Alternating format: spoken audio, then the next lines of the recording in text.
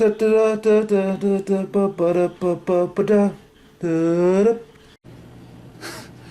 that's a great start to the show. Production value is real f***ing high.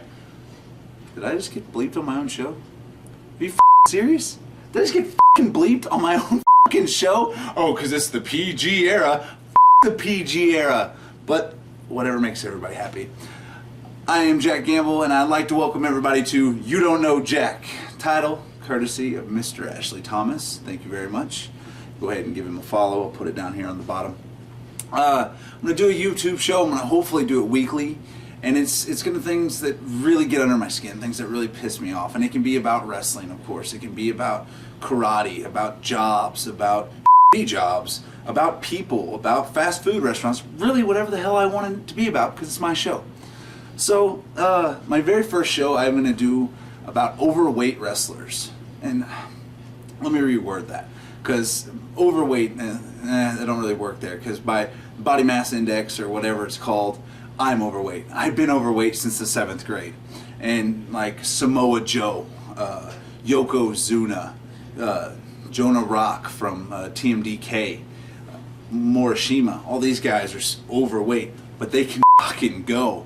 These guys are real athletes. They are doing things guys their size shouldn't be able to do. And hell, Yokozuna throws a better super kick than I do. More overweight and out of shape wrestlers is what I'm talking about. I'm talking about that piece of garbage that goes to the shows, and it happens on indie shows more than anything else. Because WWE is smart enough to not to put on TV. Well, easy on that one. But at least wrestling. The thing is, you have overweight wrestlers that are so fat, by the time they get to the ring, they're out of breath. They're tired. They're weak. And they come to me before the show and they're like, oh, I'm going to be a powerhouse because I'm bigger than you. No. The only reason you're bigger than me is because I know how to put down a fork. I know how to go to a gym, and not your boyfriend Jim's house. An actual gym with weights, a treadmill. And now I understand you're like, I don't want to work out, I just want to wrestle. I've been doing it for 15 years. It looks like all you've been doing for 15 years is sitting on the couch, feeding your fat face. Now, if you go to the gym, yeah, it's going to be hard. Isn't easy. And I know when you get on the treadmill and you start going, it might smell like greasy bacon or something because you're out of shape. And that's okay too. That's gonna happen. But for you guys, and this is what gets me, for out of shape wrestlers, or I can't even say wrestlers, for out of shape people to try to put them in the same category as me, as the guys I work with, you're saying that you're an athlete, that you're a professional wrestler. That is because you're out of shape and you've been doing it for 15 years. I'm supposed to respect you?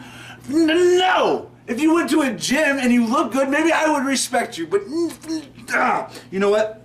I'm gonna have to catch breath. I'm gonna have to get a drink of Monster. What I need right now is a hot tag. I need some hot tag! Hot tag! Thanks, Jack. I see you're taking a page out of my good friends the Blackhand Warriors book by booking the champ on the first episode of your YouTube show. And what I'm going to elaborate on is what Jack was already talking about, out-of-shape wrestlers. He's already talked about Yokozuna and Samoa Joe, guys who may look out of shape, but at the end of the day, like Elvis Aliaga, they take care of business. And I've been on the independent scene for almost 2 years now, and I've seen wrestlers of all shapes and sizes, from both male and female. From the biggest man to the smallest man to the roundest man. And just because you may be able to squeeze yourself into a pair of spandex or a mini skirt or what have you, doesn't necessarily mean that you should. Think about that. And, you come out of the curtain, you're acting all big and bad, like you're all jacked up, but in reality, you're coming out of the curtain with a spare tire, you look like you got mush in your mouth, but you look like your Uncle Bill who sits at home in his underwear eating potato chips. You know, in your mind, you might think that you're the strongest man in Missouri. But the reality is, you might think that you're in shape. You're A shape. I'll give you that. But you're not in shape. Yeah, here's another thing that grinds my gears. Guys who after a show, they stop at Denny's, you know, they order an appetizer, maybe 2 entrees and a dessert, maybe a sody pop to wash it all down. They eat all that, they go home, they sit on the couch. They call that good until the next show comes up. You know what? That guy that I just described, the appetizer, entrees, dessert, I just described myself. That's what I do after a show. I like to eat, I'm not gonna lie. But the difference between them and me is I drag myself to the gym. I'm consistent.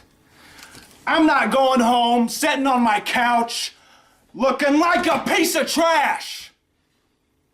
At least I don't think so. Not to toot my own horn. But, you know, to wrap all this up, let me just leave you with one little tidbit, one little rule of thumb. And you don't even have to be a professional wrestler for this to apply to you. Now listen close. Tan fat always looks better than pale fat. Think about that. Oh, Elvis, thank you. Thank you so much, man. I needed that. I had to take a break for a second. Your points were great. I'm going to wrap this show up. I hope it was up to par with the United States. I hope you enjoyed it. There'll be more to come. Make sure you go and follow us all on Twitter. Make sure you go like us on Facebook. Go to ProWrestlingTees.com and look up our t-shirt stores. High Level Enterprise, Black Hand Warriors, Elvis Aliaga. We all got shirts. WLW, even Peanut Butter and Gemelli. We all have shirts. So hopefully you guys give me a lot of feedback on this.